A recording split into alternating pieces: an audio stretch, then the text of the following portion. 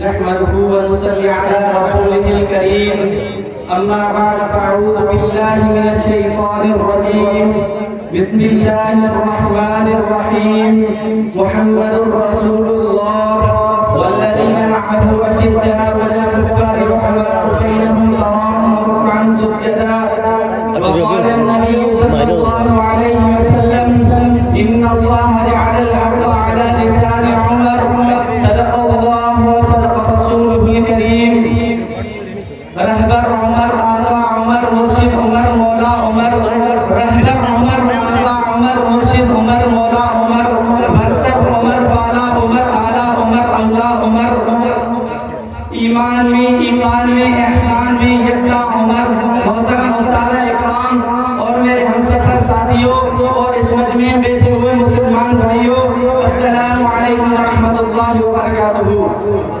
آج میری تقریر کا عنوان ہے مناقب عمر، یوں تو کہوں اصحابی کا نجوم کے روح سے تمام صحابہ آسمان کے تاریخ۔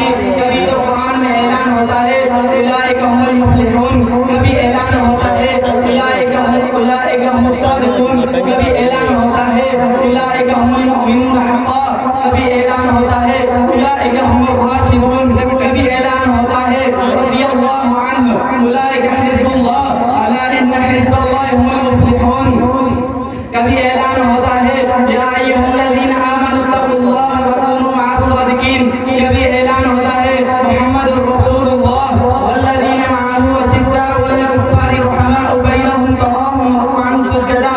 لیکن ان میں سے ایک ذرا ایسا ہے جو حضرت عمر بن خطاب کے نام سے مشہور ہے۔ میرے عزیز دوستو، میرے عزیز فاروق اعظم کا مقام جو اسلام کی تاریخ میں ہے، صرف اسلام کی تاریخ میں نہیں بلکہ پوری دنیا کی تاریخ میں عمر کا مقام اونچا ہے۔ عزیز فاروق اعظم کا مقام جو اسلام کی تاریخ میں ہے، صرف اسلام کی تاریخ میں نہیں بلکہ پوری دنیا کی تاریخ میں عمر کا مقام اونچا ہے۔ عمر کو نبی نے مانگا مجھے اسلام کی ضرورت ہے، مجھے اسلام کی ضرورت ہے، پیروں کو اسلام کی ضرورت ہے، ولیوں کو اسلام کی ضرورت ہے، صحابہ کو اسلام کی ضرورت ہے، لیکن عمر کو اسلام کی ضرورت ہے۔ عمر کو نبی نے مانگا۔ سامعین گرامی توجہ کریں، ہر نبی نے خدا سے کچھ نہ کچھ مانگا۔ اللہ نے چاہا تو دیا، نہیں چاہا تو نہیں دیا۔ نبی کے لیے مفید ہوتا تو دیا، نبی کے لیے کوئی چیز مفید نہیں ہوتی تو نہیں دی۔ نوح علیہ السلام نے ہاتھ اٹھایا اور عرض کیا اے اللہ میرے بیٹے کو ہدایت دے۔ اللہ نے فرمایا نہیں بیٹا نہیں مل سکتا، نبی کے ہاتھ خالی آ گئے۔ حضرت ابراہیم علیہ السلام نے ہاتھ اٹھایا اور عرض کیا اے اللہ میرے باپ کو ہدایت دے، نبی کے ہاتھ خالی آ گئے۔ حضرت محمد مصطفیٰ صلی اللہ علیہ وسلم نے ہاتھ اٹھایا اور عرض کیا اے اللہ میرے چچا کو ہدایت دے۔ اللہ نے فرمایا نہیں آپ کو چچا نہیں مل سکتا۔ چاچا محمد مصطفیٰ صلی اللہ علیہ وسلم کا نبی کے لیے مفید نہیں تھا، نہیں ملا۔ بیٹا نوح علیہ السلام کا نبی کے لیے مفید نہیں تھا، نہیں ملا۔ باپ ابراہیم علیہ السلام کا نبی کے لیے مفید نہیں تھا، نہیں ملا۔ حضرت محمد مصطفیٰ صلی اللہ علیہ وسلم نے اپنے چچا کے بجائے خانہ کعبہ کے دیواروں کے نیچے عمر کے لیے ہاتھ اٹھائے تو عمر دوسرے دن ہی حضرت محمد مصطفیٰ صلی اللہ علیہ وسلم کے جولی میں آئے۔ اگر عمر اسلام کے لیے مفید نہ ہوتا تو عمر بھی اسلام کے دامن میں نہ آتا۔ عمر وہ عظیم انسان ہے جس کے کلمے پڑھنے سے خانہ کعبہ کا دروازہ کھلا، جس کے کلمے پڑھنے سے خانہ کعبہ میں آذان بلند ہوئی۔ تاریخ کا وہ عظیم انسان ہے جو 2 کلمہ کہتے ہیں، کلمہ علی نے بھی نبی کا پڑھا تھا، کلمہ ابوبکر نے بھی نبی کا پڑھا تھا، کلمہ عثمان نے بھی نبی کا پڑھا تھا۔ لیکن کعبے میں آذان اس وقت ہوئی جب حضرت عمر حضور صلی اللہ علیہ وسلم کے جولی میں آئے۔